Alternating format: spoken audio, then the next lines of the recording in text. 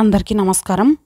ఈరోజు మీ అందరికీ నేను వినిపించబోయే కథ స్వాభిమానం.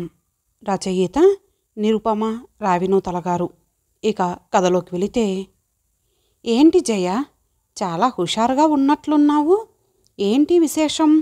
కూనిరాగాలు తీస్తూ పెరట్లో పని చేసుకుంటున్న జయని అడిగింది పక్కింటి నిర్మల. నా కోడలు పల్లవి ఉద్యోగం మానేస్తుందంట, గొప్ప సంబరంగా చెప్పింది జయ. సరిగ్గానే విన్నానా అన్నట్లు ఆశ్చర్యంగా చూసింది నిర్మల. జయ, నిర్మల ఇద్దరూ పక్కపక్క ఇళ్ళవారు. ఇద్దరికీ ఎదిగొచ్చిన పిల్లలు తలా ఒకచోట స్థిరపడ్డారు. దాంతో రెండు కుటుంబాలు ఒకళ్ళ విషయాలు ఒకళ్ళు కలబోసుకుంటూ కొద్ది కాలంలోనే మంచి స్నేహితులయ్యారు. కొన్నాళ్ల క్రితం కోడలు లెక్చరర్గా ఉద్యోగం చేస్తోందని జయ ముభావంగా చెప్పటం గుర్తొచ్చింది నిర్మలకి. ఉద్యోగం చేస్తుంటే సంతోషించాల్సింది పోయి అలా డల్గా ఉన్నావేంటని అడిగినా పొడిపొడిగా మాట్లాడి మాట దాటేసింది. దాంతో నిర్మల మరీ రెట్టించలేదు. అప్పుడు ఇంతలోనే ఇవాళ ఈ వార్త, ఆ చిక్కుముడి ఏంటో ఇవాళ తేల్చుకోవాల్సిందే అనుకుంటూ, అదేంటే జయ, పల్లవి జాబ్ చేస్తున్నప్పుడు సంతోషించకుండా మానేస్తుందన్నప్పుడు పొంగిపోతున్నావు, అసలెందుకు మానేస్తుందంట?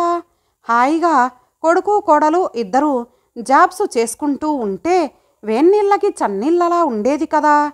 పైగా ఆ మధ్య కలిసినప్పుడు తను పనిచేసే కాలేజీ గురించి, తన విద్యార్థులు తనతో ఎంత ప్రేమగా ఉంటారో చాలా సంతోషంగా చెప్పింది పల్లవి. ఇంతలోనే ఏమైంది? రిజైన్ చేయాల్సినంతటి కష్టం ఏమొచ్చింది? ఇంట్లో అంతా బాగే కదా అని పరామర్శించింది నిర్మల. దానికి జయ గట్టిగా పకపక నవ్వి, ఇప్పుడే అంతా బాగుపడుతుంది నిర్మల, నీకు తెలుసు కదా, మా అబ్బాయి నవీన్ సాఫ్ట్వేర్ కంపెనీలో సీనియర్ మేనేజర్గా చేస్తున్నాడు. మంచి జీతం, పెద్ద హోదా, అంతకు మించిన పని ఒత్తిడి. ఈ వర్క్ ఫ్రమ్ హోమ్ పుణ్యమా అని ఉదయం లేచిన దగ్గర నుంచి అర్ధరాత్రి వరకు మీటింగులని, డెడ్లైన్లని, ఎడతెగని పని. ఇది చాలదన్నట్టు పల్లవి పొలోమంటూ పొద్దునే కాలేజీకెళ్ళి సాయంత్రం ఈశ్రోమని వచ్చి ఏదో అంత ఉడకేసి వీడికి పిల్లలకి పెడుతుంది. ఎదిగే పిల్లలు, వాళ్ళ చదువులు, తిండి తిప్పలు ఇవేవీ పట్టకుండా చేసే ఆ లెక్చరర్ గిరి అంత అవసరమా? తను చక్కగా నీడపట్టున ఇంట్లో ఉండి నవీన్కి పిల్లలకి మంచిగా వండి పెడుతూ వాడికి వేరే టెన్షన్స్ లేకుండా చూడొచ్చు కదా. నెలంతా చచ్చేంత చాకరీ చేస్తే ఆవిడకొచ్చేది 15,000. అది నా కొడుకు కారు పెట్రోల్కి కూడా చాలదు. నవీన్ నెలకు లక్షలు సంపాదిస్తున్నాడు. అవి చాలవా వాళ్ళు సుఖంగా బ్రతకటానికి?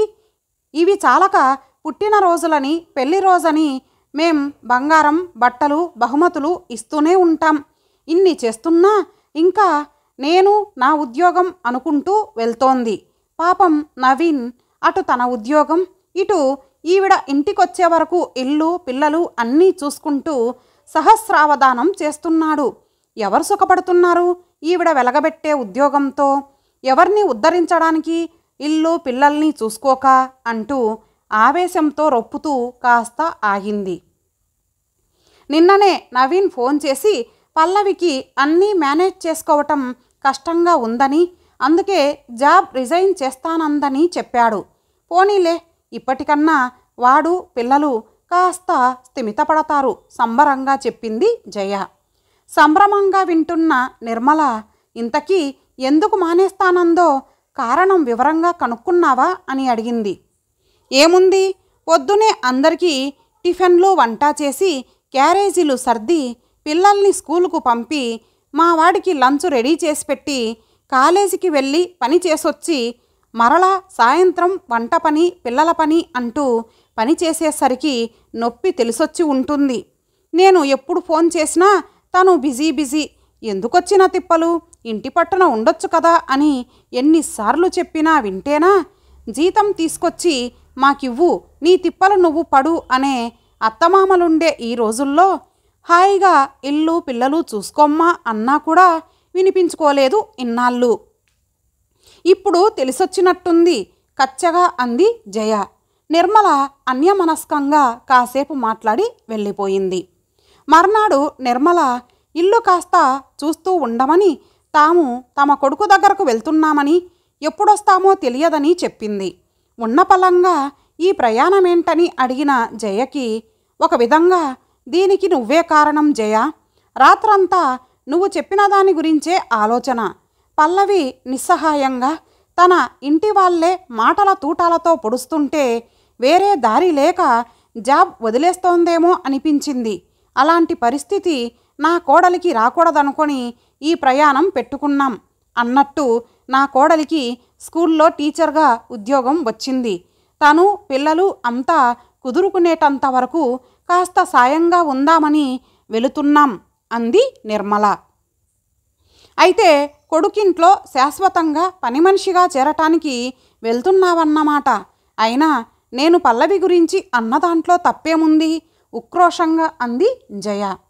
జయ, ఈ రోజుల్లో ఆడవాళ్ళకి ఉద్యోగం అనేది ఒక గుర్తింపు అవసరం.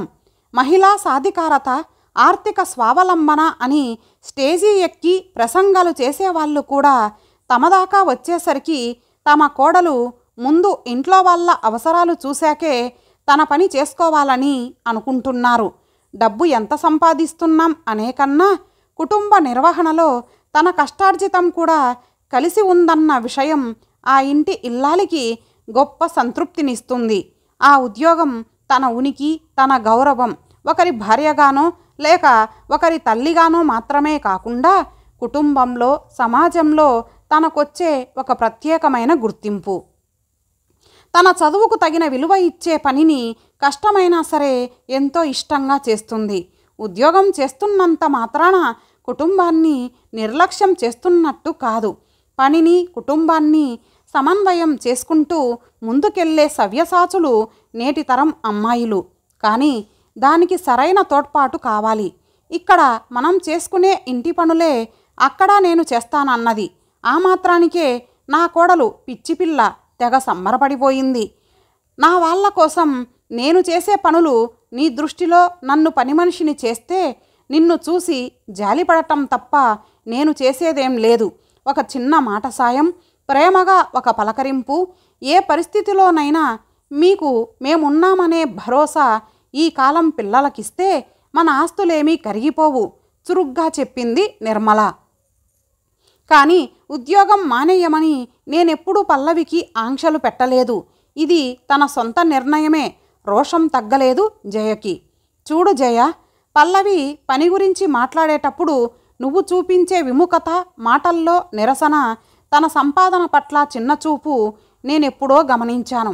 పల్లవి గుర్తించి ఉండదనుకున్నావా? కుటుంబమా, ఉద్యోగమా లాంటి సంకటం వస్తే ఏ అమ్మాయి అయినా కుటుంబాన్నే కోరుకుంటుంది. కానీ అంతరాంతరాల్లో ఏదో అసంతృప్తి. అది కొండలా పెరిగి ఇప్పుడు మనం వింటున్న డిప్రెషన్ లాంటి మానసిక సమస్యలు. అంతెందుకు, పల్లవికి ఇల్లు చూసుకోవటం కష్టంగా ఉంది కాబట్టి నవీన్ని జాబ్ మానేసి ఇల్లు చూసుకోమని చెప్పగలమా? మరి పల్లవికి మాత్రం ఆ పరిస్థితి ఎందుకు? తన సంపాదనతో తను ఇష్టపడి కొనుక్కున్న చీర అహంతో, అతిశయంతో నువ్విచ్చే నగల సాటి ఎప్పటికీ చెయ్యదు. అది తన స్వాభిమానానికి సంబంధించింది. దాన్ని తూట్లు పడవటానికి ఒక్క పదునైన మాట చాలు. మానసికంగా ఎంత నలిగిపోయి ఉండకపోతే తనకెంతో ఇష్టమైన ఉద్యోగం వదులుకోవటానికి పల్లవి సిద్ధపడి ఉంటుంది.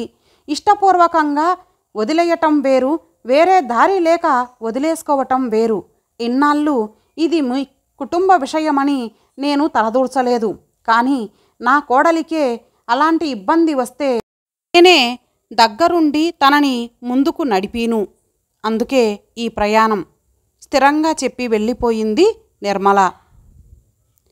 తనెప్పుడు ఫోన్ చేసినా పల్లవి అనాసక్తిగా, పొడిపొడిగా ఎందుకు మాట్లాడుతుందో, ఎంత ఖరీదైన బహుమతులు ఇచ్చినా అభావంగా ఎందుకుంటుందో అర్థమైంది జయకి.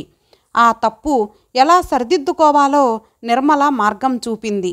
కళ్ళకి పట్టిన అహపు పొరలు తొలగుతుండగా తన ఉద్యోగం మానొద్దని, తనకి సాయంగా వస్తున్నానని చెప్పటానికి పల్లవికి ఫోన్ కలిపింది జయ. ఇంతటితో ఈ కథ సమాప్తం. మరలా మరొక మంచి కథతో కలుద్దాం. అంతవరకు సెలవు. నమస్తే.